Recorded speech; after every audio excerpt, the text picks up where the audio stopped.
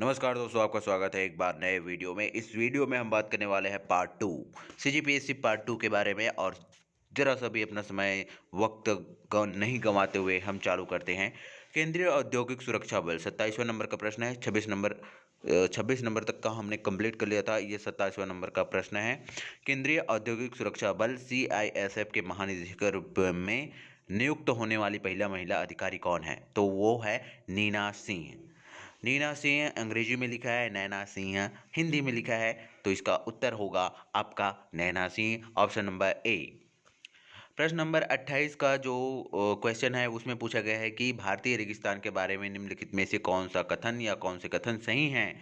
तो वो कथन जो है, उपर्युक्त जो सभी कथन है, भारतीय रेगिस्तान अरावली पहाड़ियों के पश्चिमी किनारे पर स्थित है, पहला कथन। दूसरा कथन ये है कि इस क्षेत्र में प्रतिवर्ष 150 मिलीमीटर से कम, बहुत कम वर्षा होती है, ये भी सही है। लूनी इस क्षेत्र की एकमात्र बड़ी नदी है, और ये भी कथन सही है। तो उपरोक्त इसका आंसर हो जाएगा आपका डी, उक्त सभी। आगे हम देखते हैं 29वां नंबर का प्रश्न, जिसमें पूछा गया है कि निम्नलिखित में से कौन सा मंदिर वास्तुकला की वेसर शैली का उदाहरण है? तो वेसर शैली का उदाहरण यहाँ पर कोई भी मंदिर नहीं है। होयलेश्वर मंदिर, कंदरिया महादेव मंदिर, श्री राम मंदिर अयोध्या, तो ये सभी जो मंदिर हैं वो वेसर शैली के उदाहरण नहीं हैं। वेसर शैली में होता क्या है, मंदिर का जो ऊपर का भाग होता है वो फ्लैट होता है, ठीक है, छत की जैसे। तो ये इसका ऑप्शन हो जाएगा, आपका आंसर हो जाएगा 29वां नंबर का डी नंबर का, उपरोक्त में से कोई नहीं। आगे हम देखते हैं क्वेश्चन नंबर 30। क्वेश्चन नंबर 30 में क्या कहा गया है कि काट कर जलाने वाली कृषि, जिसे आमतौर पर झूम कृषि कहा जाता है, तो इसका आंसर है आपका भारत के उत्तर पूर्वी राज्यों में यह प्रचलित है। ये आपका सही आंसर होगा, ऑप्शन नंबर ए।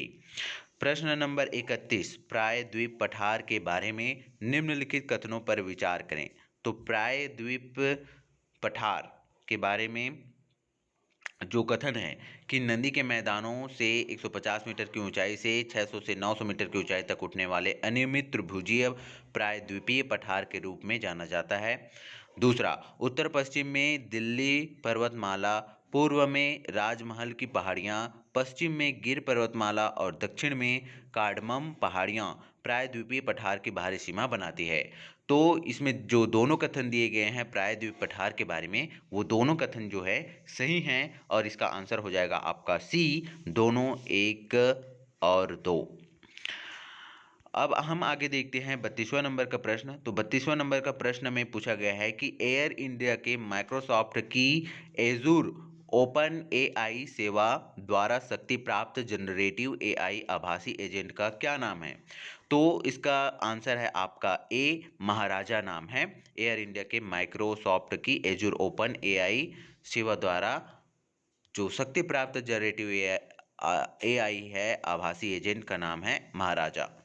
आगे हम देखते हैं प्रश्न नंबर 32। प्रश्न नंबर 32 में पूछा गया है कि भारत और उसके अधिकार क्षेत्र के संबंध में निम्नलिखित कथनों पर विचार करें। तो भारत 28 राज्यों और 8 संघ शासित प्रदेशों से बना है।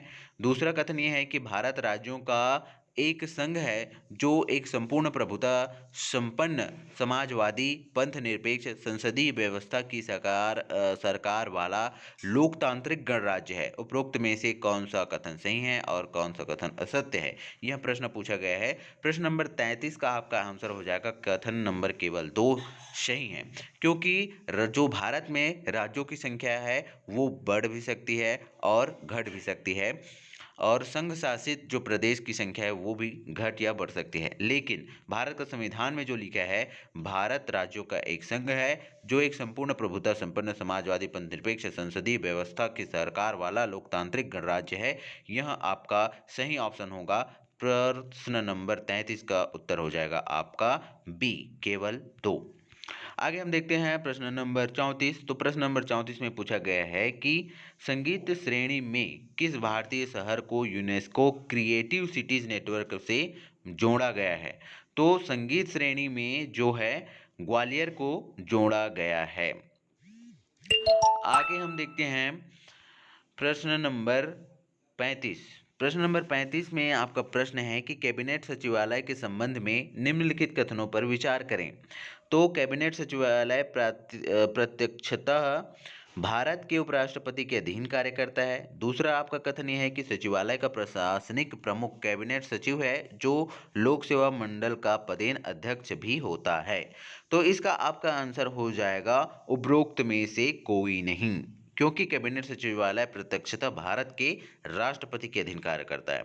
आगे हम देखते हैं प्रश्न नंबर 36 और प्रश्न नंबर 35 का आपका आंसर हो जाएगा डी, उपरोक्त में से कोई नहीं। प्रश्न नंबर 36 का प्रश्न है कि जहरीली गैसों को खत्म करने के लिए उत्प्रेरक रूपांतरणों में निम्नलिखित में से किस धातु का उपयोग उत्प्रेरक के रूप में किया जाता है।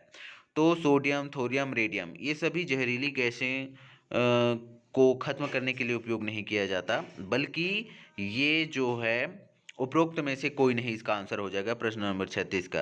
प्रश्न नंबर 37 है कि निम्नलिखित में से किस हार्मोन का प्रयोग गलत तरीके से जानवरों में दुग्ध उत्पादन बढ़ाने और सब्जियों जैसे कद्दू, तरबूज आदि का आकार बढ़ाने के लिए किया जाता है।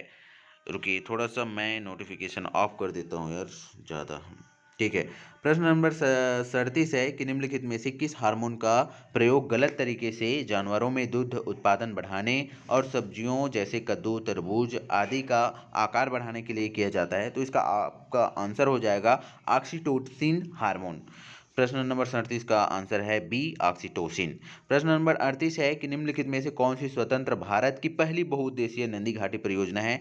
तो वो नंदी घाटी परियोजना कौन सी है? दामोदर घाटी परियोजना। ऑप्शन बी इसका आंसर हो जाएगा। प्रश्न नंबर 39 की बात करें तो अर्थशास्त्र में 2023 में स्वेरेजिक रिक्स बैंक पुरस्कार यानी कि नोबेल पुरस्कार से किसे सम्मानित किया गया? तो वो है क्लाउडिया गोल्डिन। क्लाउडिया गोल्डिन को जो है अर्थशास्त्र 2023 में नोबेल पुरस्कार दिया गया। और प्रश्न नंबर 39 का आपका आंसर हो जाएगा बी, क्लाउडिया गोल्डिन। प्रश्न नंबर 40 आपका प्रश्न है लक्षद्वीप के बारे में निम्नलिखित कथनों पर विचार करें। तो लक्षद्वीप के बारे में, द्वीपों का यह समूह छोटे मूंगा द्वीपों से बना है। दूसरा कथन ये है कि इन्हें पहले लेकाडीव या मिनिकॉय या अमिनदीव के नाम से जाना जाता है। तीसरा कथन यह है कि तमिलनाडु के कोरोमंडल तट के निकट स्थित द्वीप समूह, उक्त में से कोई नहीं। तो आपके ये जो दो कथन हैं, प्रश्न नंबर 40 के जो दो कथन हैं, द्वीपों का यह समूह छोटा मूंगा द्वीपों से बना है और पहले इन्हें लोकाडीव, मिनिकॉय, अमिदेव के नाम से जाना जाता है, ये दोनों कथन जो है सही हैं। तो आपका आंसर हो जाएगा बी, ऑप्शन नंबर बी, केवल 1 और 2। प्रश्न नंबर 40 का ऑप्शन बी सही है। और प्रश्न नंबर 41 में आ जाते हैं बौद्ध दर्शन के विशेषता के संबंध में निम्नलिखित कथनों पर विचार करें। तो बौद्ध दर्शन के संबंध में ये जो दोनों कथन दिए गए हैं, बौद्ध दर्शन का बीज गौतम बुद्ध की शिक्षाओं से ही मिलता है। और दूसरा, बुद्ध ने हमेशा दार्शनिक समस्याओं में उलझने के बजाय मानवीय कष्टों से मुक्ति के लिए नैतिक जीवन जीने पर जोर दिया। तो उपर्युक्त दोनों कथन जो है सही है। ऑप्शन नंबर सी आपका इसका राइट आंसर हो जाएगा। प्रश्न नंबर 42 में आते हैं नाम मात्र जीडीपी क्या है। तो नाम मात्र जीडीपी है करके ये ऑप्शन दिया गया है। कथन इसमें दो दिए गए हैं, 3 कथन। तो इसमें से कथन बी जो आपका सही आंसर होगा, जीडीपी का मूल्यांकन मौजूदा बाजार कीमतों पर किया जाता है। ठीक है, नाम मात्र जीडीपी का जो मूल्यांकन है मौजूदा बाजार कीमतों पर किया जाता है। प्रश्न नंबर 42 का आंसर हो जाएगा बी, ऑप्शन सही है। आगे हम देखते हैं प्रश्न नंबर 43। प्रश्न नंबर 43 में निम्नलिखित में से किसने कहा कि भारत भारतीयों के लिए है। तो इसका आंसर हो जाएगा C, option number C, Dayanand Saraswati ने कहा कि भारत भारतीयों के लिए है। अब हम आगे देखते हैं प्रश्न नंबर 44। प्रश्न नंबर 44 में कहा गया है कि गरबा नृत्य जिसे यूनेस्को की मानवता की अमूर्त सांस्कृतिक विरासत की सूची में शामिल किया गया है, यह किस राज्य से संबंधित है। गरबा नृत्य जिसे यूनेस्को की मानवता की अमूर्त सांस्कृतिक विरासत की सूची में शामिल किया गया है, यह किस राज्य से संबंधित है। तो यह जो गरबा नृत्य है वो गुजरात से संबंधित है। तो इसका आंसर हो जाएगा आपका सी, गुजरात। क्वेश्चन नंबर 45 का देखते हैं। क्वेश्चन नंबर 45, धावन सोडा का रासायनिक नाम क्या है। ये 8वीं लेवल, 8वीं 9वीं 10वीं लेवल का क्वेश्चन है। तो इसका आंसर हो जाएगा आपका ए, सोडियम कार्बोनेट। सोडियम कार्बोनेट धावन सोडा का रासायनिक नाम है। आगे हम देखते हैं प्रश्न नंबर 46। प्रश्न नंबर 46 में पूछा गया है कि भारत का संविधान खालिस्तान को लागू हुआ। तो भारत का संविधान जो है 26 जनवरी 1950 को हुआ। हाल ही में हमने 26 जनवरी मनाया है, आपको याद ही होगा। आगे हम देखते हैं प्रश्न नंबर 47। प्रश्न नंबर 47 में पूछा गया है कि पानीपत का तीसरा युद्ध कब हुआ। तो पानीपत का तीसरा जो युद्ध है वो 1761 में हुआ था। प्रश्न इसका आंसर हो जाएगा आपका सी ऑप्शन। प्रश्न नंबर 48 को देखें तो देवप्रयाग, अलकनंदा और खालिस्तान नदियाँ खालिस्तान के संगम पर स्थित हैं। तो वो है देवप्रयाग, अलकनंदा और खालिस्तान नदियाँ नदियों के संगम पर स्थित है। तो वो है भागीरथी। ठीक है। आगे प्रश्न नंबर 48 का आंसर हो जाएगा आपका ए ऑप्शन भागीरथी। प्रश्न नंबर 49 को देखें तो पूछा गया है मध्य भारत की मीनारों के बारे में निम्नलिखित पर विचार करें। इसमें कथन दिया गया है कि 13वीं शताब्दी में निर्मित कुतुब मीनार 180 फीट ऊंची पतली मीनार है जो 5 मंजिलों में विभाजित है। दूसरा ऑप्शन ये है कि 15वीं शताब्दी में निर्मित चांद मीनार 210 फीट ऊंची एक पतली मीनार है जो 4 मंजिलों में विभाजित है। इसमें जो मंजिलों का जो दिया गया है कि वह कितनी मंजिलों में विभाजित है वो तो सही है, लेकिन इसमें जो फीट दिए गए हैं इसकी ऊंचाई वो दोनों गलत हैं। तो इसका आंसर हो जाएगा उपरोक्त में से कोई नहीं। घुमावदार यह प्रश्न रहा है प्रश्न नंबर 49। आगे हम देखते हैं प्रश्न नंबर 50। व्यक्तिगत प्रयोज्य आय यानी पीडीआई क्या है। पीडीआई एक खालिस्तान है करके दिया है। तो पीडीआई का जो आंसर है वो होता है व्यक्तिगत कर, ऋण, गैर कर भुगतान।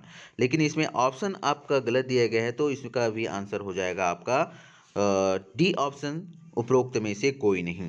Thank you very much watching for this video और मिलते हैं ऐसी ही जानकारियों के लिए। और वीडियो को लाइक कर दीजिए यदि आपको इसके और पार्ट्स चाहिए और दोस्तों के साथ शेयर कर दीजिए जिन्हें इसकी ज़रूरत है। Thank you very much.